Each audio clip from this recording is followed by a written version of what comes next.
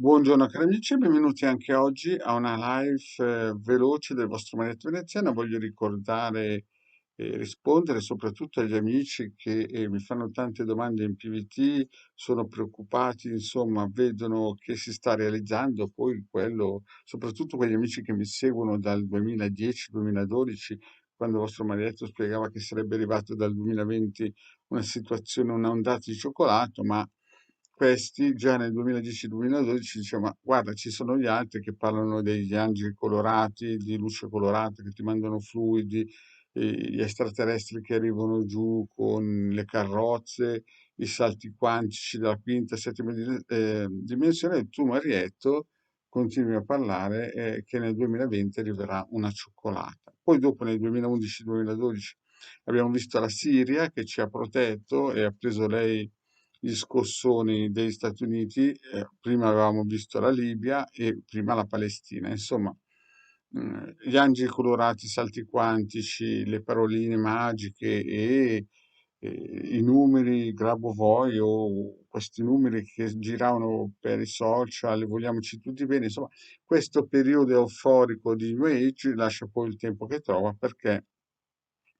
anche gli stessi ucraini non credevano ai loro occhi quando ieri, il 24, hanno cominciato a sentire nella capitale i primi bombardamenti. Adesso la situazione per l'Italia è difficile perché prima di tutto l'onda di cioccolata che ha superato gli extraterrestri, i salti quantici, le paroline di qua, le paroline di là, ci ha messo in ginocchio con questo virus che dal mio punto di vista, ma non dal mio punto di vista, ma dal punto di vista di alcuni specialisti, sembra quasi stato creato nelle fabbriche o negli uffici o nei laboratori di genetica militare proprio per destabilizzare alcune zone continentali. Ma detto questo, stiamo per uscire, il governo ha fatto tutto il possibile per creare, non dico una situazione imbarazzante, non dico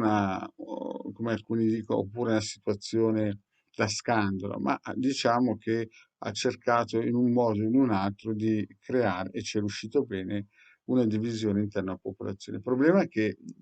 durante la fine di questo periodo, che in Italia non è ancora finito, ma in Svizzera, in Inghilterra, in Danimarca, in Norvegia, ormai questo certificato Covid non esiste più,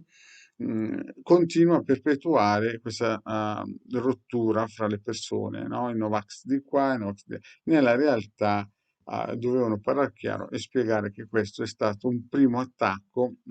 e non si sa di chi, ovvero molti lo sanno, ma pochi lo dicono. Comunque, vabbè, questa situazione adesso sembra che il governo abbia cominciato a capire che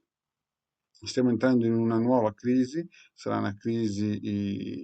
delle bollette, per il semplice fatto che se già gli Stati Uniti ci hanno imposto di non prendere più il gas dalla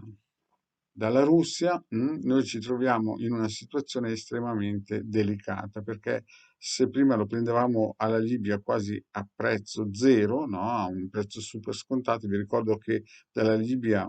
arrivava il metano che riscaldava tutte le case di Roma. Dopo i francesi con gli inglesi ci hanno rubato la Libia, e adesso ci tocca prendere dei russi e gli americani ancora ci hanno messo uno zampino e ci hanno impedito ci impediranno di prendere questo gas a un buon prezzo dai russi e quindi già è aumentato il gas che dai russi ci arriva, figuriamoci dopo quando non arriverà più. Quindi nei prossimi tempi, oltre a aver creato più di 1 milione di disoccupati con queste leggi che lo Stato italiano ha messo per sto Green Pass, ci troveremo ad avere bollette salatissime del riscaldamento e anche dell'elettricità perché le industrie di elettricità vanno tramite gas. Quindi ci troveremo anche in questa posizione di svantaggio. E in più, tanto per chiudere quasi un futuro da guerra civile, no? La Russia chiaramente è in una situazione di estremo vantaggio, anche perché dall'altra parte del mondo, nel mare della Cina, i cinesi incominciano a guardare Taiwan con un altro occhio e quindi hanno incominciato in questi giorni a sorvolare con i propri mezzi militari, cioè i jet da guerra, hanno sorvolato e incominciato a sorvolare Taiwan. Quindi che cosa vuol dire? Vuol dire che si aprono due scenari. Uno a Oriente, con la Cina che vuole conquistare quella che per loro è Taiwan e una loro parte di Cina, e in Europa la Russia che incomincia a giocare a scacchi, ma a giocare a scacchi con i carri armati e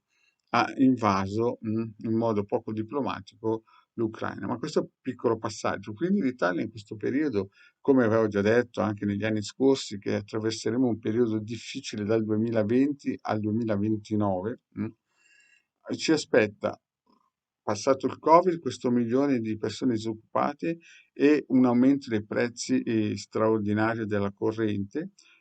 Arriveremo vicini molto probabilmente a un'anarchia, a un tipo di guerra civile che ancora non possiamo definire, ma che in fondo è stata costruita ad hoc.